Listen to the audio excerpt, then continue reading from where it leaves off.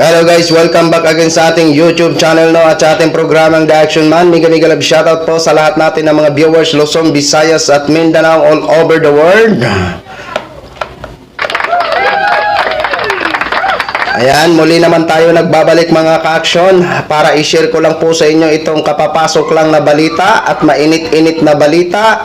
Matapos nga nagpahayag si dating Pangulong Duterte, pumalag po ang Malacanang sa nasabing pahayag ni Mr. President, dating President Duterte ho mga ka-action, at tinawag na makasarili ang pag-uudyok ni dating Pangulong Duterte. Ayan, alam naman po natin ngayon ang galawan kung gaano ho kadesperado ang mga supporters para ipakita ang kanilang puwersa dyan sa EDSA.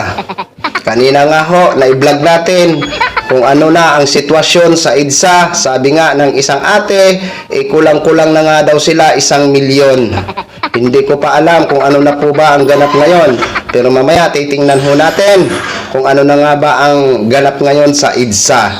So dito ho mga ka-action, mga kakamping, sumagot po ang Malacanang, no? Hinggil sa naging pahayag ni dating Pangulong Duterte. Ito po, panoorin po muna natin. Courtesy po sa video ng Tele Radio Servicio. Please allow me to use for informative purposes only. Ma'am insert, thank you so much. Ang balita, bumuelta ang Malacanang sa hamon ni dating Pangulong Rodrigo Duterte sa Armed Forces of the Philippines laban kay Pangulong Marcos Jr. Nagbabalitang sa serbisyo sa Malacanang si Christian Yosores. Christian.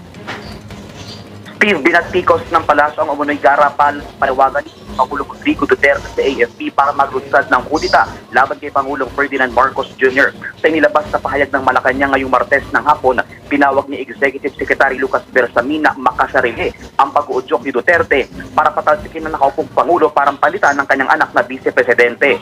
Pinuna ng palasyo ang pang-iinsulto ng dating Pangulo sa AFP na suwayin ang kanilang sinumpaang tungkulin para makamit ang kanilang plano laban kay Marcos Jr. Iginiit ng Malacanang na hindi katanggap-tanggap ang marahas na pang-aagaw ng kapangyarihan para lang maluklok bilang Pangulo, lalo na sa pamamagitan ng pagpaslang, panggugulo at pag-aalsa. Ayon pa kay Bersamin, dapat respetuhin Duterte ang saligang batas at huminto na sa pagiging irresponsable. Iginit naman ang palasyo na mananatiling tapat at matatag ang desisyon sa tungkulin na mamahala sa mamamayan na naaayon sa konstitusyon at rule of law at patuloy na dedepensahan ng legislatibo ito na naaayon sa batas. Hindi ako na mag-aatubili ang pamahalang umaksyon laban sa mga hindi tama o hinatatak sa pagkatangka at hamon sa administrasyon. Kaserbisyo mo sa Malacanang. So ayan ho mga ka-action, mga kakamping, no? Binatikos ng Malacanang ang nasabing pahayag ni dating Pangulong Duterte ho mga ka-action, at hindi sila mag-aatubiling na bigyan ng action ang anumang hakbang na gagawin nila. Ayan.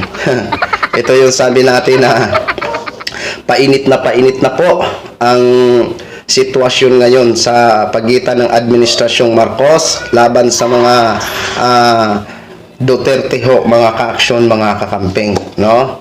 But anyway, tama lang naman po na batikusin o punain ang mga pahayag na ito ni dating Pangulong Duterte, kasi kung isipin natin ng mabuti is pag-uudyok ho talaga yan. Pag-uudyok po talaga yan para umalsa, di ba? Kung kinakailangan na suportahan natin ang Administrasyong Marcos at tapatan ang mga supporters nila dyan sa EDSA, magkaisa ho tayo. Depende lang po yan mga ka-action, mga kakamping, no? Kasi nga, uulitin ko po, para na lang sa akin ito, no? Mas gugustuhin ko po na mananatili sa pwesto si Mr. President Bongbong Marcos kaysa mapalitan po siya ni Vice President Sara Duterte.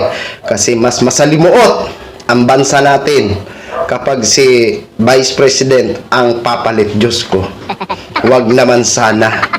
Kitang-kita naman natin kung anong klaseng ugali mayroon si Vice President Sara Duterte. Kitang-kita ho natin ngayon kung gaano po siya nagagalit sa mga nangyayari sa kanya. Pero sabi ko nga, kung may dapat man sisihin, walang iba kung hindi ang kanyang sarili. Kasi hindi naman sana aabot ito sa ganito kung siya po ay humaharap lamang sa bawat padinig ng budget hearing. Ang problema, hindi po siya humaharap Pero itong last lang na kahapon, humarap po siya at nakitang-kita ho natin kung ano naman ang naging asal niya kahapon, no? Nagpiling ano naman, alam nyo na. Di ba? Oh, titingnan ho natin kung talagang marami ba ang makukuha nila na simpatya sa taong bayan. Kasi sa EDSA kanina, kitang-kita naman natin, halos mabilang po ang tao. Pero hindi natin alam. Kasi sabi nga ng isang supporters, may darating pa daw sa tanghali. Baka dumating naman daw. Diba? Kaya yan po ang ating pukusan, no? At dito po, sa mga naging aksyon ng Malacanang, maganda po yan na bawat pahayag ng mga Duterte is tatapatan nyo po ng pagpupupuna para na sa ganun, malaman ho nila ng Malacanang is pumapalag din po. Diba? Hindi tulad dati, na pinapalagpas lang, tinatawanan lang, hindi sila pinapansin. Pero ngayon na may halong pagbabanta, hindi na ho ito maganda. 'Di ba mga ka-action, mga kakamping, no? So, yun lang po, no? Gin-share ko lang ho sa inyo mga ka-action, mga kakamping. Maraming salamat po sa ating mga viewers, Luzon, Visayas at Mindanao all over the world. Ako po ang inyong lingkod, si The Action Man. Have a good day, everyone. Beautiful.